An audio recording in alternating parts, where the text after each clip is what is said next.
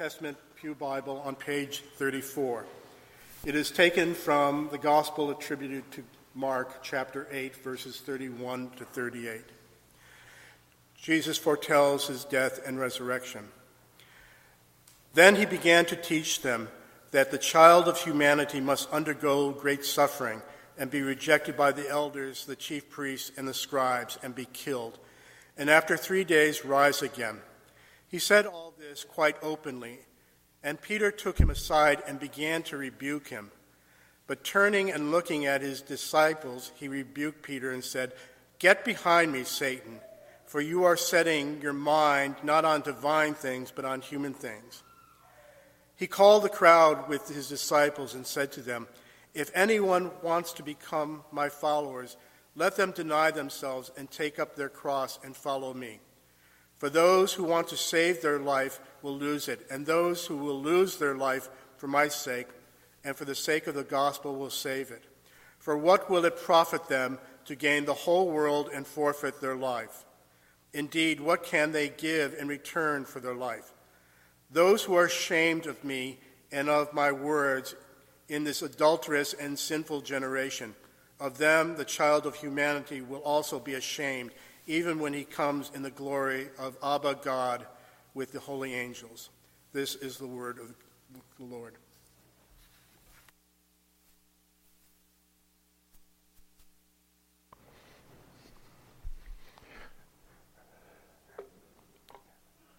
Mark Twain worried, "It ain't those parts of the Bible that I can't understand that bother me. It's the parts that I do understand."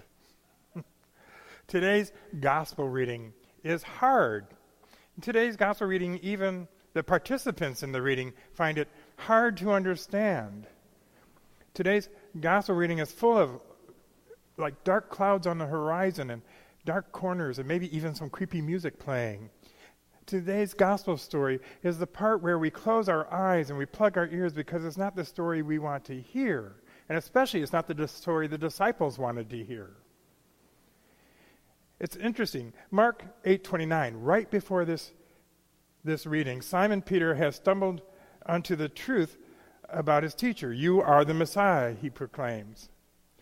Whatever glorious aspirations of 12 associated with that honorific title, Jesus shuts them down. He uses a word called epidemesin, a verb used elsewhere in Mark for silencing unclean spirits and savage forces. In 8:31, Jesus shifts to what the Son of Man or the Son of Humanity must endure by the hands of the elders, senior lay leaders, the chief priests, the cultic officials, and the scribes, authorities on scriptural tradition.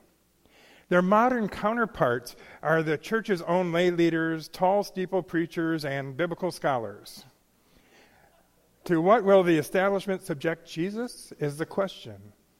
Rejection, suffering, and death. After the full measure of this fatal disgrace has been exacted, he will then rise again after 3 days.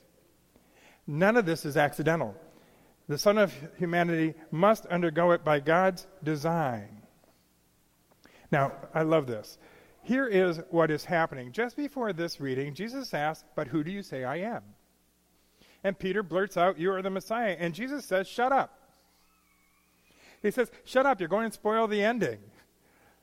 Now, Jesus doesn't just say shut up, but he says it with all the authority vested in him that he causes the very demons to be quiet. It was that important that it's not been known just yet what is happening. He then goes on to tell them where he is headed and exactly what he is headed for. And they don't want to hear this.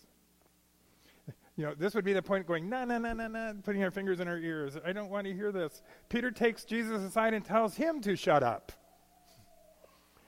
The exact word Jesus just used on him for announcing the game plan before the game is finished. And then Jesus not only tells him to shut up, but names Peter's voice as the voice of the dissenter, the voice of the denier, the voice of one that you might even say is the rational human voice. And he names it Satan and tells him to step back. C. Clifton Black states that the stakes are so high that he addresses Peter as Satan, the tempter, and the thief of the preached word. Peter is the only figure in Mark whom Jesus addresses so vehemently. Why? You are setting your mind not on the divine things, but on human things. Peter has arrogated himself an authority that is not his to wield and is in fact a little devilish. This is no gentlemanly disagreement. Mark dramatizes a life and death clash between the divine and the diabolical. Then Jesus says to all who are around his disciples and followers, "Come on, gather round, I have something to say. Now, if you want to follow me, stop giving yourself anything and everything you want or believe you need and take up your cross." Wait, what? Take up your cross. I can honestly say that I am sure no one here understands or comprehends the imagery being evoked here. The HarperCollins Study Bible, which is a classic used in most every seminary, has one note on this passage: cross, an instrument of torturous execution. You can believe everyone there knew exactly how the cross worked, what happened to someone before they picked one up, and what was waiting for them at the end of their destination. No one wants to take up a cross. The idea is horrific. If a cross looked more like the terrifying machine on the cover of your bulletins today, perhaps then this passage would not pass by us so easily.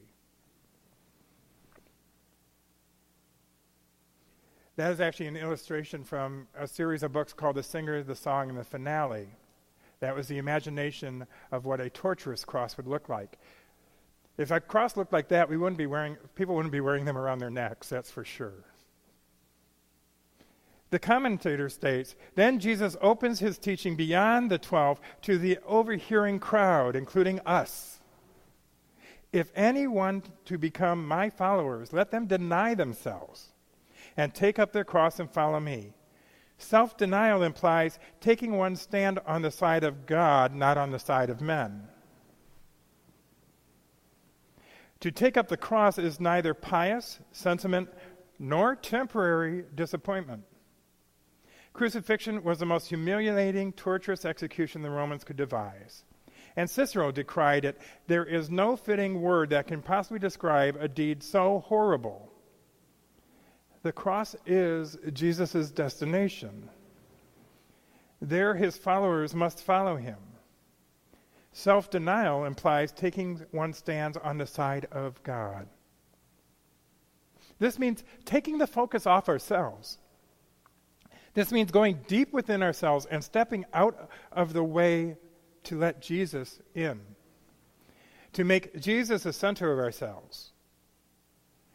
No need to worry about tomorrow. No need to worry about yesterday. We need to be present to God with us, Emmanuel, and how we are called to answer that Spirit in our lives.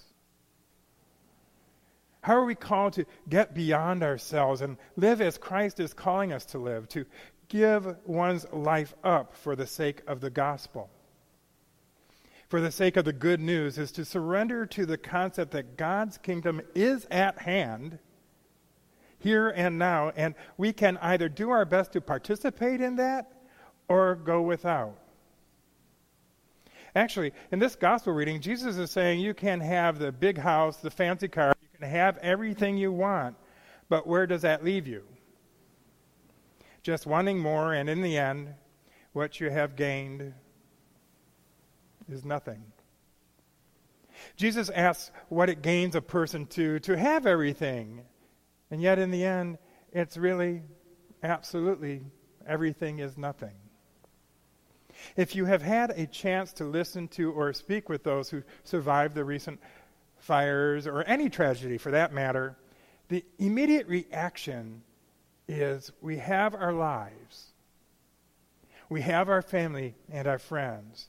The things do not matter so much, and often what people grieve losing are the photographs.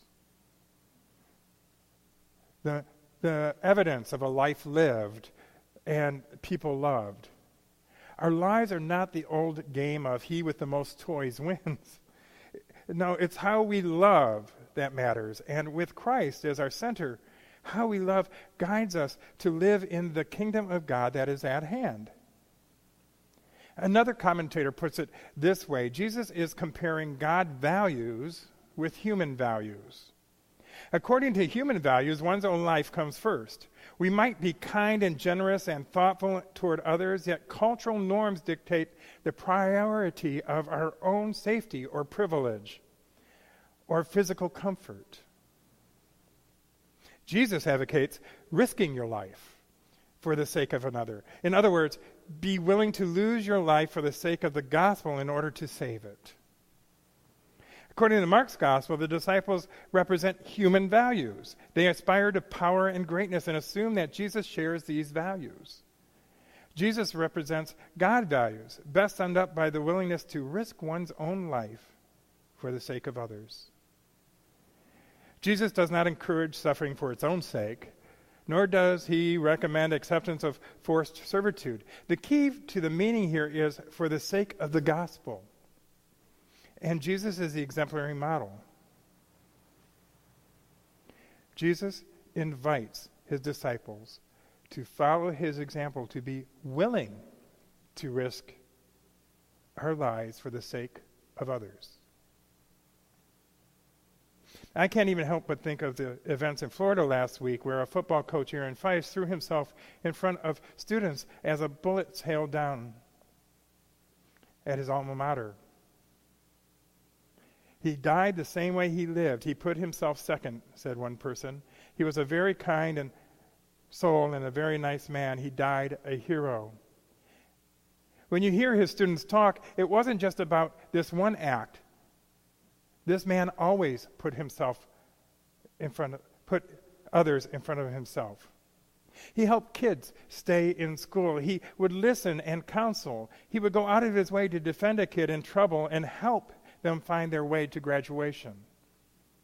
I don't know what this man's faith was, and it really doesn't matter, for I see in him an example that Jesus is asking of his followers.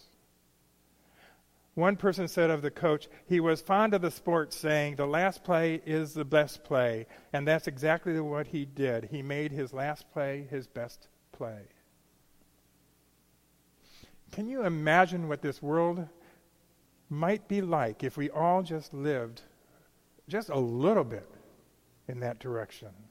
What if we could imagine a world that was better because we, the humans, were no longer the center of our own individual attention?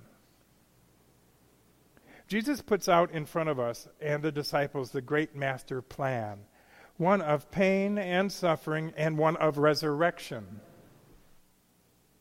A miracle where death is conquered and life is sustained, a new and miraculous life. Here we are called to move away from our self-centeredness and reach beyond ourselves.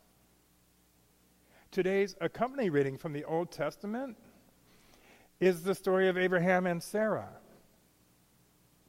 The reason I mention this is that last week we spoke of our God of covenant, and the Old Testament carries that on.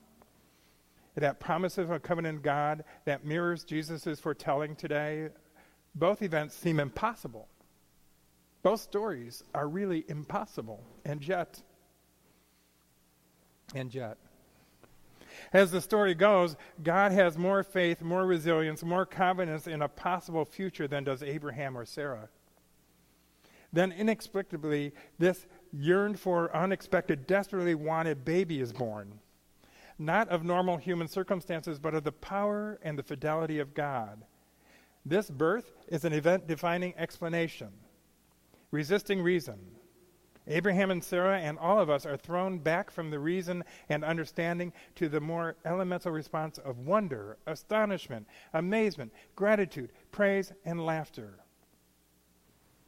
Sounds like we're describing Christmas. The Old Testament reading kind of brings up almost the Christmas story. Our reaction is the same, and yet now this is put against the prediction of the ultimate miracle, the resurrection. And what is the reaction to that?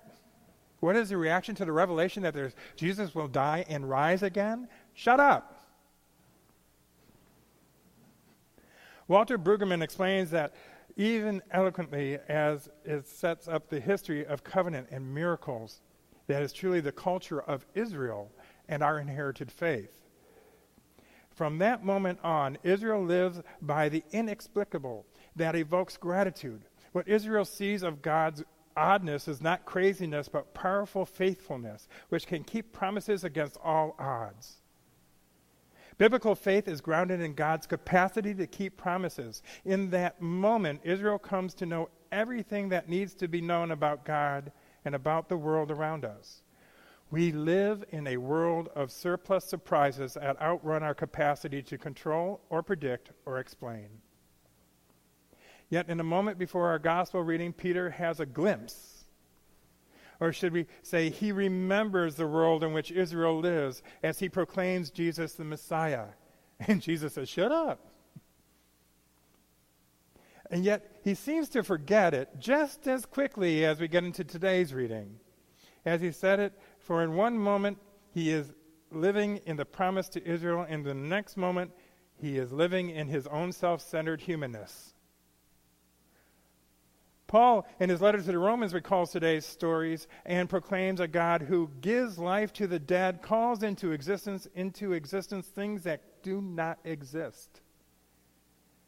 Through the infant born in the Old Testament to Jesus born in Bethlehem to today's gospel, we know a God who has made outrageous promises of well-being for all time to come. It is Israel, Peter, and the disciples, and the whole church who own that now, who are called to live into this. And yet so many times we break down to our human-centeredness and become Peter pulling God aside saying, hold on now. Walter Brueggemann explains it this way. There is thus a dialogue set up in our faith. A dialogue set up in our faith. One voice says, can you imagine? And the other voice says, yes, but. Abraham, old, almost cynical Abraham, was filled with yes, but. Yes, but I'm very old. Yes, but she is not pregnant. Yes, but we only have Ishmael. It is the naked voice of the gospel that counters his tiredness. Can you imagine a new son born right then? Can you imagine a covenant kept to countless generations to come? Can you imagine a land given to the landless people? Not can you implement it, not can you plan it, not can you achieve it. Only can you entrust possibilities to God that go beyond your own capacity for control and fabrication. Can you let go of your self-centeredness? Can you deny yourself to allow the possibilities of a God who can raise the dead and call into existence what has never existed? This is the God of Israel. This is God manifest here on earth, and yet the New Testament is not any different. It's not just God of Israel, for we are brought into the story through the New Testament. The people around Jesus are filled with the grudging hesitance of yes, but. Jesus comes and says, can you imagine a dinner for all? Can you imagine a blind boy to see? Can you imagine a prodigal welcome home? Can you imagine a Pharisee reborn into childlike innocence? Can you imagine lepers healed, widows cared for, poor made first-class citizens? Of course, it was judged impossible, but Jesus ran powerfully ahead of such fear.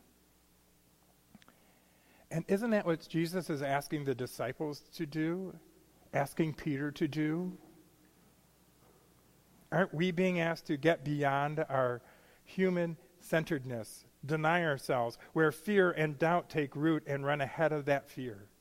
We're being asked to run ahead of that fear. In our day, today, yes, but, or hold on, or shut up, is powerful and usually wins.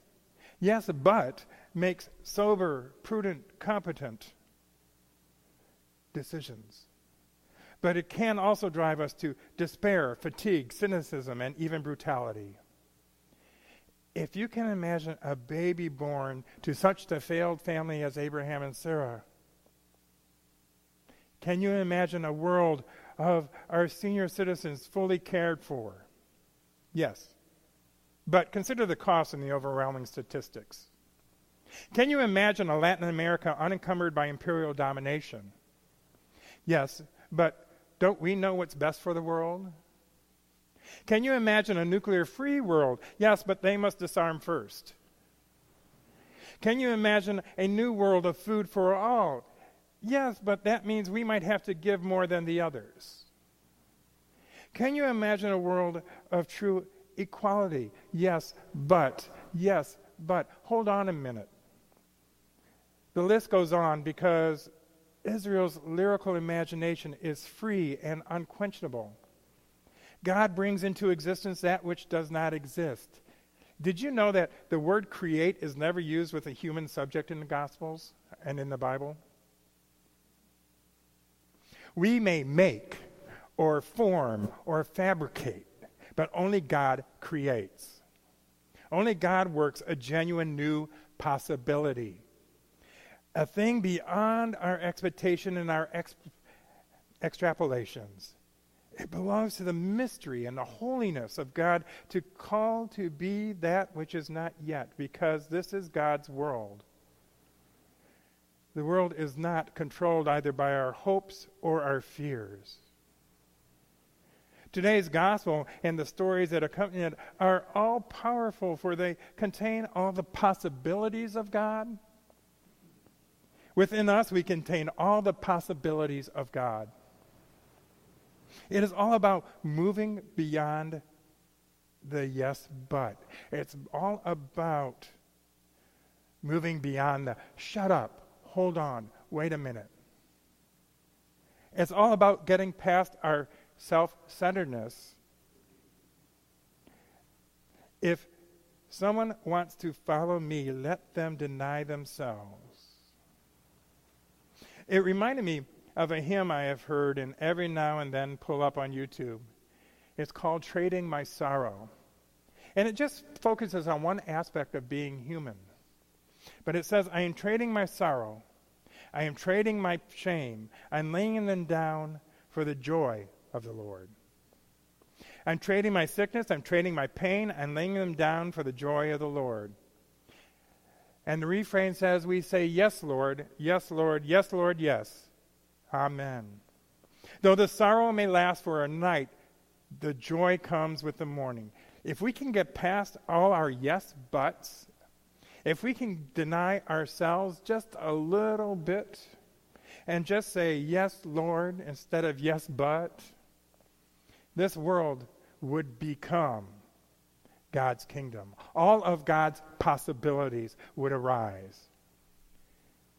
And we do all this through continuing our Lenten practices, by building our relationship with God so we know and recognize when God calls. And through prayer, we can drop the yes, but. We can leave behind the shut up and wait a minute. We never need to ask, who, me? And just say, yes, Lord. I can go where you lead. I can answer your call. I can deny myself. I can take up that cross if that is what I'm called to do. And through it all, make God the center of our daily living. Sometimes after I've shared the words and my reflections that I've written, I often add more on. Today, I don't think we need to add anything more on. I think it's simple and clear. I deny myself, and I say, yes, Lord, Amen.